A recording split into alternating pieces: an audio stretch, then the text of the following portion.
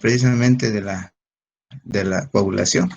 ¿Qué vías mide el TP y el TTP? ¿Sí? Bueno, entonces vamos a reiniciar nuestro trabajo.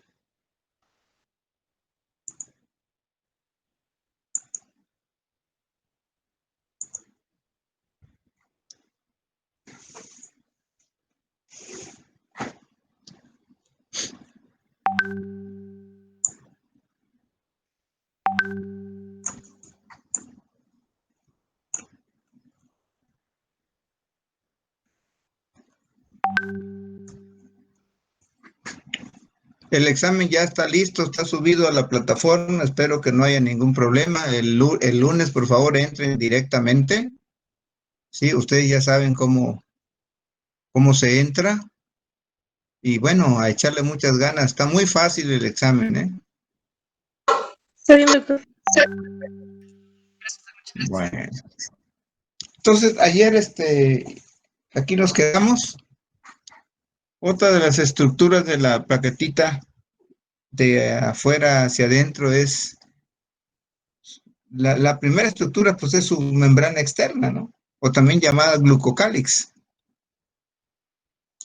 Esta membrana externa glucocálix no es más que una composición de una bicapa lipídica en la que tiene entremezcladas glicoproteínas o proteínas de membrana que funcionan como receptores de los agonistas fisiológicos de las plaquetas. ¿Sí? Y los receptores agonistas fisiológicos de las plaquetas son el ADP, el tromboxano A2, la trombina, las proteínas adhesivas como el fibrinógeno, la fibronectina, la laminina, la trombospondina, la vitronectina, el factor de von Willebrand y para ligandos fibrosos como el colágeno, ¿no? Esos son las sustancias agonistas, ¿verdad? Agonistas que atraen, ¿sí? Atraen a las plaquetitas cuando está afectado el colágeno de las células endoteliales. La membrana externa también, ¿sí? Posee enzimas importantes para el funcionamiento celular y además posee fosfolípidos. Las plaquetitas son las responsables de la interacción con el medio circundante a través de receptores como las integrinas que enlazan a proteínas que tienen la secuencia arginina, glicina, aspartato, fibrinógeno, fibronectina, vitronectina, factor de von Willebrand y colágeno. Dentro de las integrinas más importantes están unas glicoproteínas que vamos a revisar, que vamos a ver, ¿sí?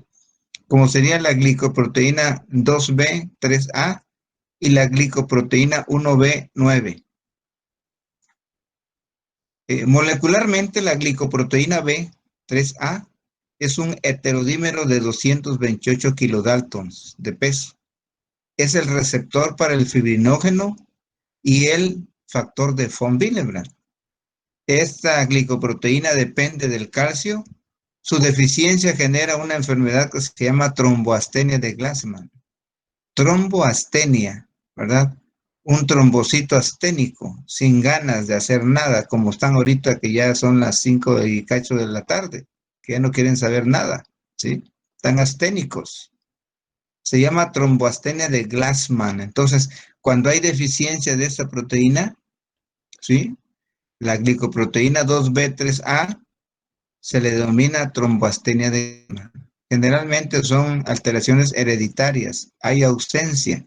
El paciente clínicamente puede expresar sangrado, pero no presenta sangrado porque le falten plaquetas. Las plaquetas en cantidad están normales. Lo que está fallando en la plaqueta es su función, porque no tienen estas glicoproteínas que son tan importantes para que se unan al fibrinógeno. Por otra parte, la glicoproteína 1B9 es un heterodímero. Consta de una cadena alfa y otra cadena beta, enlazados por puentes disulfuro. Interactúan con los ligandos factor von Willebrand y trombina. La trombina es la directora de la orquesta en la cascada de la coagulación, como vamos a ver más adelante. ¿Sí? Y trombina dice submembrana y citoplásmica. Su deficiencia, la deficiencia de la glicoproteína 1B9, recibe el nombre de síndrome de Bernard-Soulier. Al igual que el anterior, ¿sí? El paciente puede expresar sangrado de cualquier sitio. Pero repito, no sangra porque le falten plaquetas, porque haya trombocitopenia, ¿sí? Va a sangrar el paciente porque las plaquetas no tienen esta glicoproteína, que es un ligando importante para el factor de von Willebrand y trombina, ¿sí? Okay. Entonces, estas plaquetitas, la 1B9, sirven para la adhesión. Entonces, podríamos decir que el síndrome de Bernard-Soulier es una alteración en la adhesión de las plaquetas por deficiencia de glicoproteínas 1B9. Y la tromboastenia de Glassman, ¿sí? Es una deficiencia, ¿sí? Que es un padecimiento que se va a dar porque existe precisamente ausencia o ausencia en cantidad, perdón, ausencia de la glicoproteína 2B3A, ¿sí? Entonces, grábense muy bien esto porque son síndromes plaquetarios que no tienen mucho que fueron descubiertas y hoy en día ya se sabe que cuando un paciente sangra, es decir, cuando un paciente sangra por algunas circunstancias, pues le tenemos que estudiar a los tres grandes elementos de la hemostasia: las plaquetas, los vasos sanguíneos o los factores de la coagulación. Ahí está la clave, ¿verdad? Sí. Bueno, entonces, la región extracelular, dice, de la glicoproteína 1B9 facilita el acceso al subendotelio y la interacción con trombina y factor de von Willebrand. Región intracitoplásmica con el citoesqueleto, ahí también participa, ¿sí? De actina, y su región transmembrana con la membrana plaquetaria. Entonces, estas glicoproteínas están en la membrana de la célula, en la membrana de la membrana externa o también llamada glucocálix. Ahí se van a localizar esas glicoproteínas y que tienen una función, ¿verdad? Para adherirse al endotelio o para adherirse al fibrinógeno entre plaquetas. Ok. Otro elemento importante de la plaqueta es el citoplasma. En el citoplasma lo que vamos a encontrar generalmente son partículas de glucógeno que están diseminadas, ¿sí? El glucógeno es la principal fuente energética de la plaqueta, ¿sí? Aquí dice, fuente energética principal de la célula en forma similar a las células musculares. El citoplasma además contiene otros organelos como son los ribosomas, aunque en muy poca cantidad, fundamentalmente en las células jóvenes, ¿sí? Digamos en los megacardioblastos, por ejemplo, ¿sí? Posee una casi o nula actividad de síntesis proteica.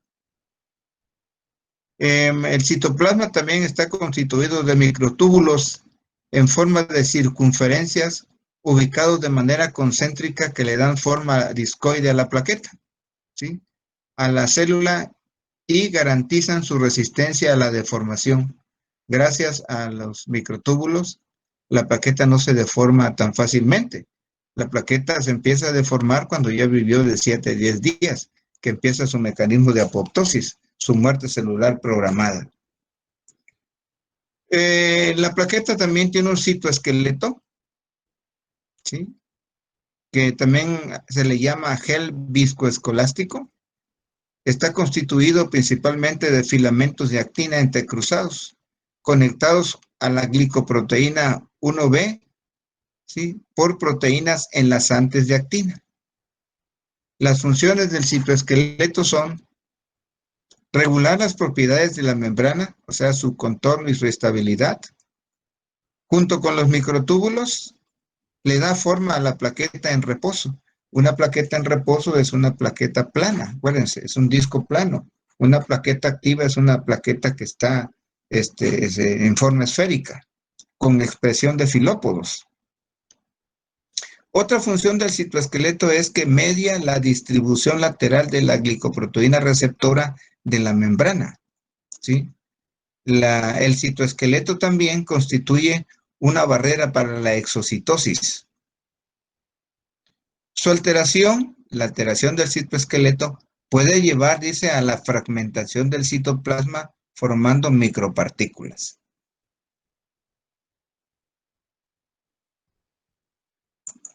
Ok. La plaquetita también tiene un sistema tubular denso. Es un sistema que está constituido de membranas, está muy cercano a los microtúbulos y rodea a los organelos. Los organelos como las mitocondrias, como los glándulos densos, los glándulos alfa, los glándulos lisosómicos, como el retículo endoplásmico rugoso, liso, etcétera, ¿sí? Y dice, funciona similarmente con el retículo endoplásmico liso. Lo que hace este sistema tubular denso es regular la activación plaquetaria mediante el secuestro o liberación del calcio, ¿sí? De forma muy similar a los túbulos del músculo esquelético y por un mecanismo más rápido que el de las mitocondrias.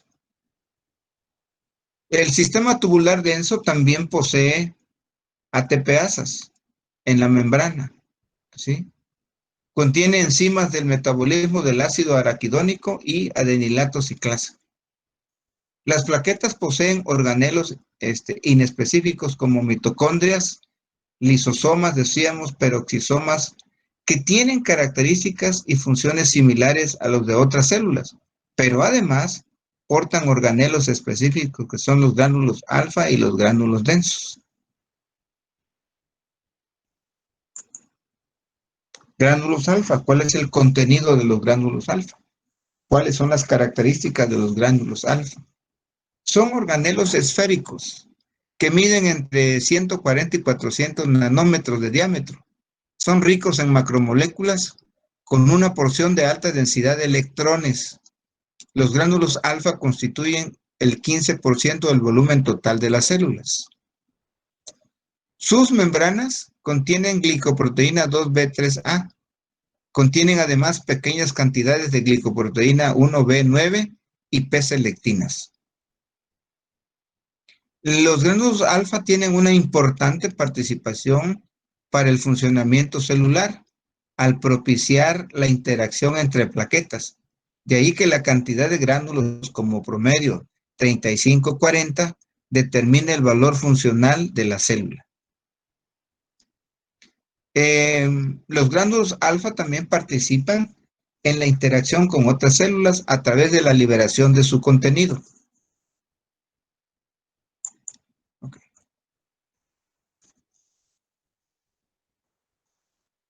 Hay un gel que se llama gel contráctil.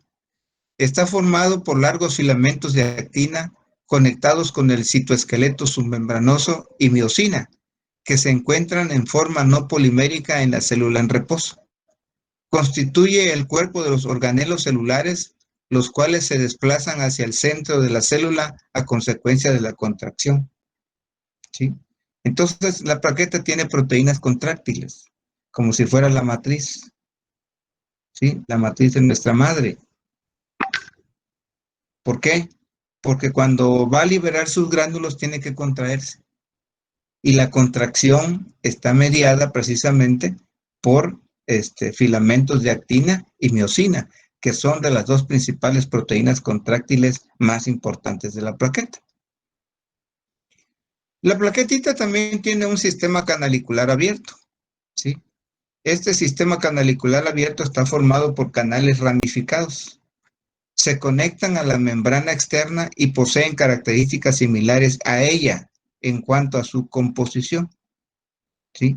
A través de este sistema canalicular abierto se transportan las glicoproteínas 2B3A y la glicoproteína 1B hacia los gránulos alfa.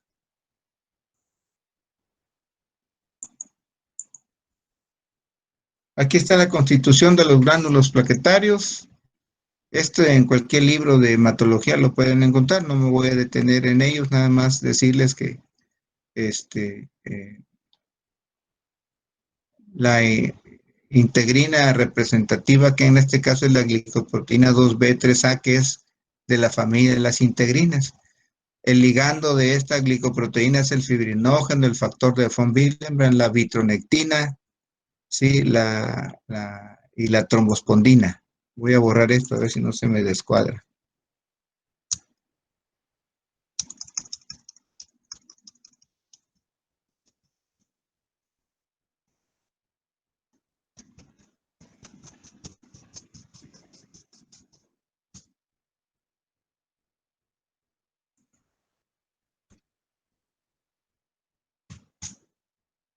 Ok. La la voy a poner aquí arriba. Otras integrinas como la glicoproteína 1B9, su ligando es el factor de von Willebrand. La glicoproteína 1A, 2A, el ligando es el colágeno. La glicoproteína 4, su ligando es la trombospondina, ¿sí? Y la glicoproteína 6, su ligando es el colágeno también. Y la glicoproteína 1C, 2A, sus ligandos son la colagenasa, las elastasas y los inhibidores de las proteasas, ¿sí?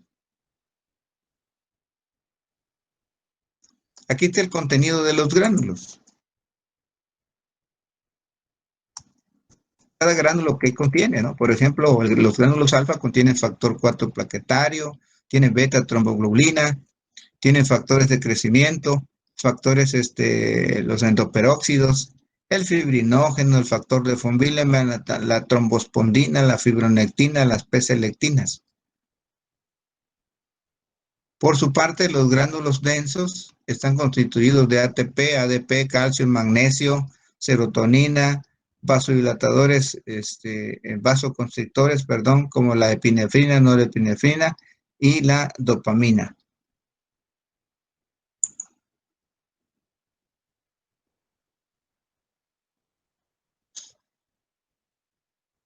Igual esto, no lo voy a ver porque hacen falta aquí algunas cosas.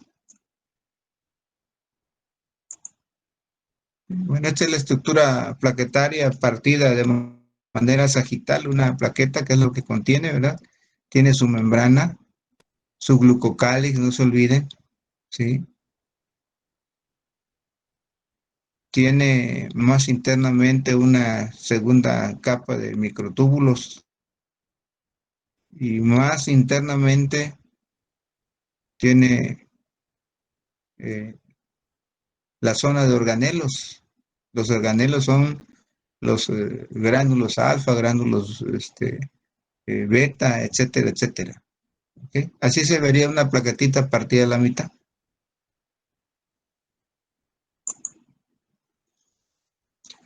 Ok, por otro lado, el contenido de los gránulos densos. ¿Sí? Los gránulos densos se caracterizan por su alta densidad electrónica que le confieren el elevado contenido de calcio. Es decir, en los gránulos densos se va a encontrar el 50% del total del calcio que utiliza la plaquetita para hacer sus actividades. Y esa cantidad se encuentra por una concentración de 2 moles por litro y además se encuentra fósforo inorgánico. ¿Cuáles son las características funcionales de las plaquetas? Bueno, las plaquetas se caracterizan por un consumo muy alto de oxígeno, ¿sí? Es 6 veces más rápido que en las células musculares en reposo. La fuente de energía es la glucosa, que se obtiene a partir del glucógeno. El glucógeno es un tipo de glucosa que se almacena en el hígado. Y la vía fundamental es la glucólisis anaeróbica, que convierte la glucosa en lactato y piruvato, como ya lo hemos estado viendo en otros metabolismos, del eritrocito, de los leucocitos, etcétera, ¿no? Y a partir del lactato y piruvato es como se obtiene la energía en la plaqueta. Y además contiene iones de hidrógeno, dice.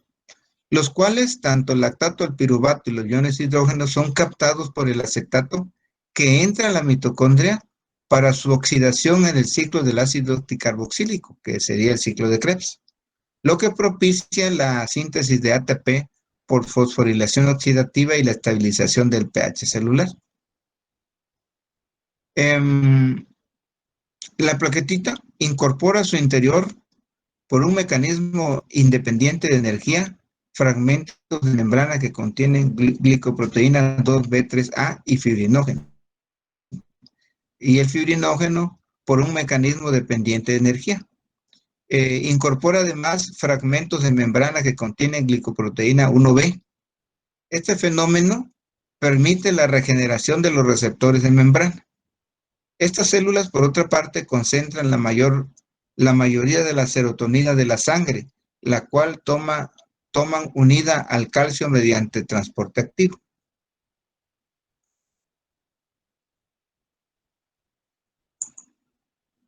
Ok, bueno, decíamos en la clase anterior que la plaquetita, cuando está pasiva, cuando anda en la circulación de la sangre, anda de manera planita, como un disco biconvexo, plano, como una mantarraya, ¿verdad? Que se desplaza en el fondo del mar. ¿Sí? Pero la plaquetita, cuando hay un endotelio dañado, cuando hay una lesión, cuando hay un traumatismo, una cortada, una herida, etcétera, ¿sí? El, endo, el endotelio se expone. Es un rayo que tronó. Van a pensar otra cosa. ¿Sí? Entonces el endotelio se expone y el endotelio lesionado constituye un agonista, un atrayente de plaquetas para que llegue a ese sitio donde está la lesión. ¿Sí? Entonces, cuando cambia de forma la plaqueta, dice que la primera manifestación física de la activación plaquetaria es el cambio de forma, de discocito a esferocito, que se acompaña de un incremento en la superficie de 8.02 nanómetros cuadrados en reposo a 13.0 nanómetros cuadrados en la plaqueta activada. ¿Sí? Al cambiar de forma, también se disminuye la longitud del subesqueleto submembrana, ¿sí? Cuya evaginación aporta membranas para este proceso. ¿Sí? Evaginación es que se abre hacia el exterior, hacia afuera. ¿Sí? Se produce la redistribución de los microtúbulos, lo que le confiere la característica de deformabilidad celular y la probabilidad de emitir pseudópodos, que en realidad en la plaqueta no se llaman pseudópodos, se llaman filópodos, ¿verdad? Que son proteínas contráctiles hechos formados de actina y miosina. Los microtúbulos que están en estrecho contacto con el gel contráctil se trasladan hacia el centro de la célula, hacia el centro de la plaqueta. Se procede a la desintegración del citoesqueleto y se restituye a partir de la internalización de fragmentos de la membrana externa. Proceso de cambio de forma es un proceso independiente de calcio. Su estímulo es el ADP y ATP en forma de energía.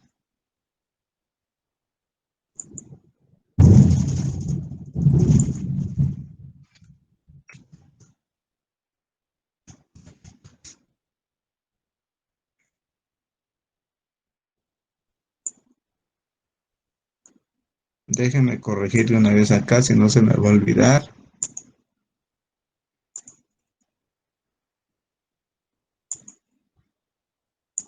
Así para que no se me olvide. Ok. Después del mecanismo de cambio de forma, aquí no es agregación, sería activación. ¿Sí? Activación. Pero, bueno, vamos a ver si no hubo un error acá. Dice.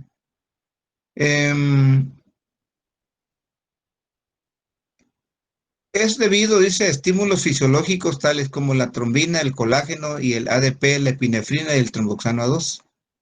Se plantea, dice, que al menos una glicoproteína, la 6, actúa como receptor para la fase de activación. Es activación, muchachos. Aquí es activación plaquetaria. Así ya, yo ya decía que algo andaba mal.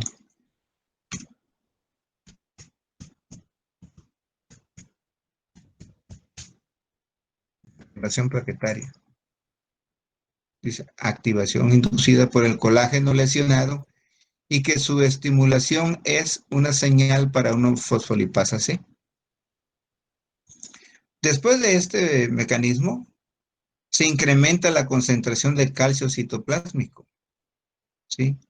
Por otra parte, con respecto a la trombina, el colágeno y el tromboxano A2, se ha demostrado la ocurrencia de activación de la fosfolipasa C, que da lugar a la formación de 1,4,5-trifosfato de inositol, que libera calcio desde el sistema tubular denso y activa a una miosina quinasa.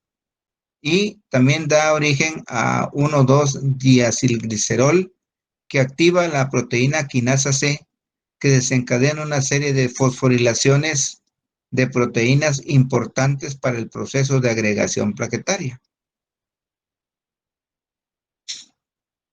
Pero es activación, ¿eh?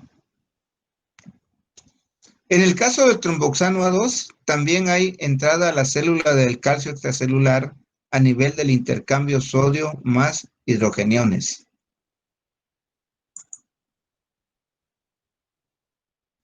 Dice, la trombina, el ADP y la epinefrina inducen inhibición de la actividad adenilciclasa en la plaqueta.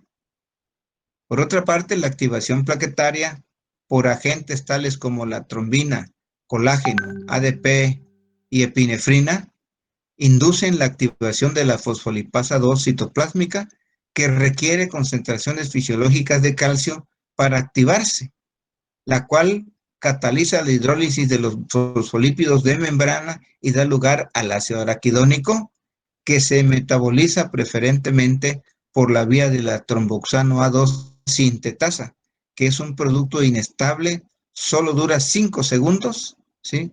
Cuyos precursores, los endoperóxidos cíclicos, o sea, las prostaglandinas, activan también su receptor. De esta manera,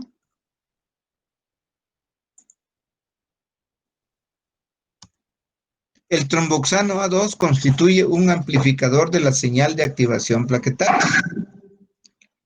Después de un estímulo fuerte, los gránulos alfa y densos se alargan y emiten filópodos.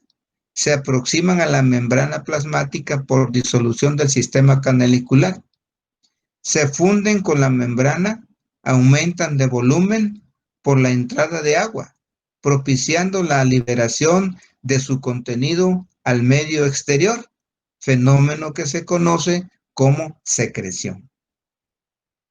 La agregación inducida por trombina es resultado de la señal por la activación de su receptor, ya que no es afectada por la inhibición de la síntesis del tromboxano A2 por la aspirina. Yo creo que este lo voy a quitar porque confunde. Luego hablamos de la aspirina.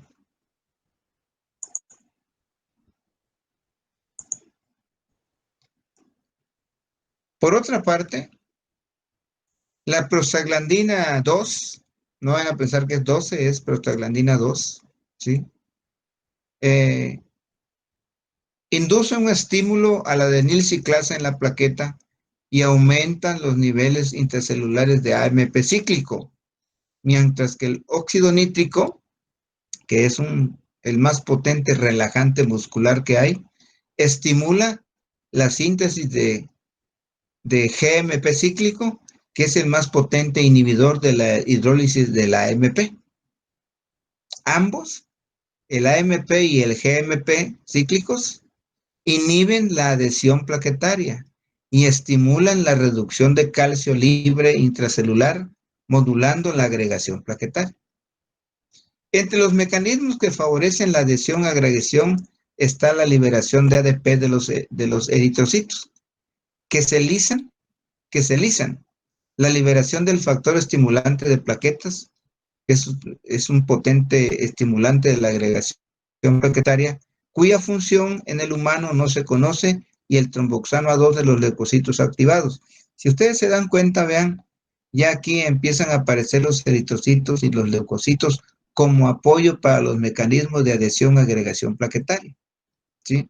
De tal suerte que cuando la plaqueta se adhiere, forma el trombo blanco que llamamos, porque está constituido principalmente de plaquetas y de glóbulos blancos. Y cuando se lleva a cabo ya el proceso de agregación plaquetaria y la formación del trombo, ¿sí? Es un trombo rojo, es un trombo que eminentemente dentro de sus partículas hay muchos eritrocitos. Esos eritrocitos lo que van a proveer a las plaquetas es ADP precisamente. Ok. La exposición de P-selectinas en la membrana de células endoteliales y plaquetas median la interacción intercelular a través del reconocimiento de estructuras hidrocarbonadas ricas en ácido siálico y fucosa.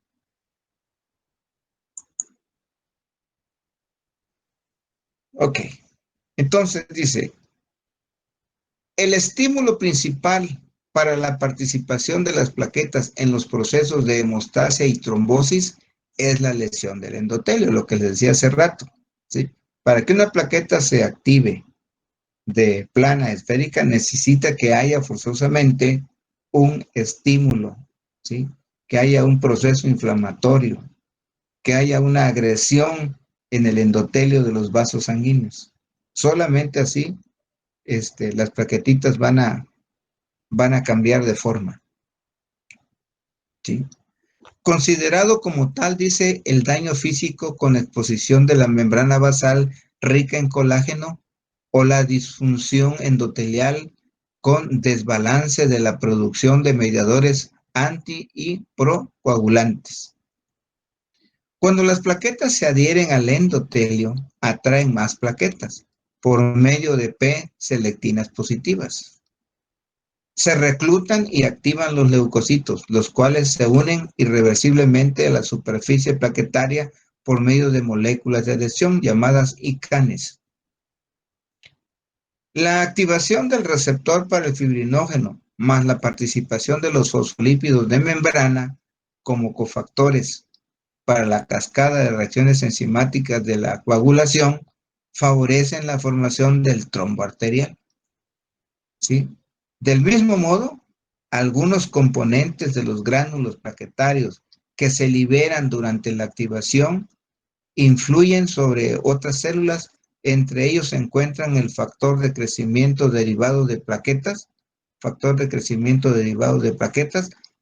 mitógeno, que estimulan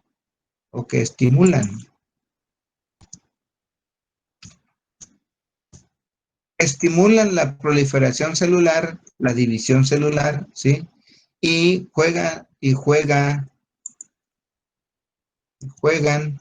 un papel importante en la cicatrización de heridas al estimular a los fibroblastos para que produzcan colágeno, y también participan en el proceso de aterogénesis.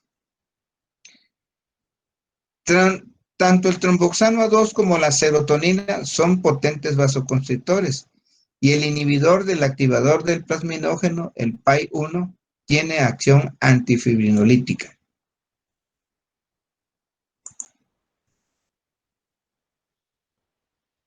Regulación fisiológica de la adhesión-agregación plaquetaria. Dice, las plaquetas circulantes se encuentran en una interacción dinámica con los componentes del plasma. Los demás elementos formes de la sangre, eritrocitos y leucocitos, ¿sí? Con el endotelio vascular a través de glicoproteínas de la membrana plaquetaria y de diferentes mediadores químicos.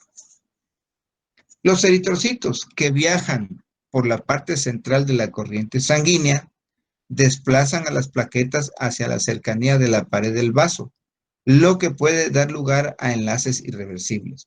Yo les hablaba el otro día de un proceso importantísimo que puede generar trombosis cuando los pacientes, cuando somos hipertensos, algunas personas, corremos el riesgo de trombosis. Por eso está indicado los antiagregantes plaquetarios en pacientes mayores de 45 años, ¿sí? Tomar la aspirinita, yo tomo mi aspirinita todos los días para evitar precisamente eso. ¿Por qué? Porque como tenemos una mala alimentación, toda la sociedad, no es exclusiva del mexicano, la mala alimentación, toda la sociedad está mal alimentada. Desde que nacemos, empezamos a tener una alimentación defectuosa y en nuestros vasos sanguíneos empiezan a pegar plaquitas de ateroma. De tal suerte que cuando llegamos a los 45 o 50 años ya somos hipertensos. Y somos hipertensos precisamente porque nuestros vasos sanguíneos están endurecidos, porque tienen placas de ateroma, placas de calcio. Entonces, cuando se incrementa la presión, cuando hay hipertensión arterial, dice allí claramente, dice que la corriente sanguínea desplaza las plaquetas sobre esas paredes que están endurecidas. Y si las paredes están endurecidas y las plaquetas chocan con ellas, pues lo más seguro es que se rompan porque son muy frágiles. Y entonces al romperse, liberan sus gránulos. Y al liberar sus gránulos se adhieren, se agregan y forman un coágulo, forman un tapón plaquetario. Esa es la trombosis. Así, de forma muy somera, se lleva a cabo la trombosis, ¿sí? Entonces, la adhesión plaquetaria solo será efectiva cuando se produzcan enlaces irreversibles. La célula endotelial libera mediadores químicos que impiden que ocurra la adhesión plaquetaria a un endotelio sano. En endotelio dañado sí se lleva a cabo la adhesión. Es obvio, ¿verdad? ¿Sí? Que para que haya adhesión y agregación tiene que haber un daño endotelial forzosamente, sea interno o externo. Estos mediadores son la prostaciclina, ¿sí? Principal metabolito del ácido araquidónico en la célula endotelial, y el óxido nítrico, que es un gran potente vasoconstrictor, no, pero un gran potente vasodilatador, ¿sí? Que el óxido nítrico procede del metabolismo de los aminoácidos. Ok. Entonces, decíamos que la plaqueta tiene un metabolismo aerobio y anaerobio. El metabolismo aerobio de la plaqueta, o aeróbico, ¿sí?, se da cuando la plaqueta está de forma pasiva, cuando la plaquetita está plana, ¿sí? Allí consume ATP. De ahí obtiene su energía, del ATP y del ADP, ¿sí? En cambio, cuando la plaqueta cambia de forma, ¿sí?, de plana a esférica, su mecanismo de obtención de energía es anaeróbico, es decir, a través de la glucólisis anaeróbica, ¿sí? Glucólisis anaeróbica, por aquí dice glucólisis anaeróbica, ¿sí? Bueno, entonces, para llevar a cabo esa glucólisis, ¿de dónde va a obtener la energía? De los carbohidratos. Los carbohidratos que en una primera instancia generan glucólisis aeróbica. Esa glucosa se convierte en glucógeno cuando está almacenada en el hígado. Y posteriormente el glucógeno se reconvierte en glucosa otra vez. Y aquí entra en acción la glucólisis anaeróbica o ciclo de Ender-Meyerhof, que lo que hace es precisamente se degrada la glucosa hasta lactatos y piruvatos. Y de ahí es como obtiene el 41% de la energía en estado pasivo, ¿sí? Ok. Y obviamente ese lactato piruvato entra al ciclo de Krebs. Cuando la plaqueta está activa, cuando cambió de forma de plana a esférica, ¿sí?, su metabolismo es netamente a través de la glucólisis anaeróbica, ¿sí? Y se van a generar 100 micromoles de ATP gramo por hora, ¿verdad? Y un 46% de la energía. 13% por medio del cortocircuito de la sexosa monofosfatos, ¿sí? La plaqueta también transporta y oxida carbohidratos como manosas, fructosas, ribosas, es decir, la energía la podemos obtener también de este tipo de sacarosas, de arabinosas, de este tipo de carbohidratos. Creo que son monosacáridos estos, si no mal recuerdo, ¿sí? Como la manosa, la fructosa, la ribosa, la gilosa, la arabinosa y la sacarosa, ¿sí? También se genera glucogenólisis y gluconeogénesis a partir de citratos y piruvatos. En cuanto a los lípidos, la membrana plaquetaria incorpora a su interior ácidos grasos, ¿sí? Ácidos grasos que los tiene de su membrana, ¿sí?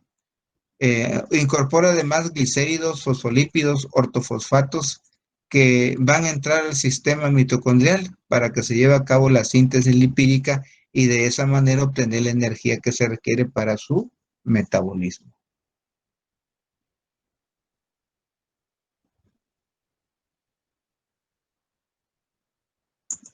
Ok. En cuanto a las proteínas, ¿sí? eh, las proteínas entran a la célula de, de distintos tipos de aminoácidos. Dice, diversos aminoácidos ingresan al interior que favorece la formación de RNA mensajero, que es básico para la síntesis de proteínas. En cuanto a los nucleótidos, ¿sí? Captan adenina y adenosina en presencia de ATP y que en presencia de ATP se forman nucleótidos de adenina y adenosina, que en presencia de ATP se forman estos nucleótidos.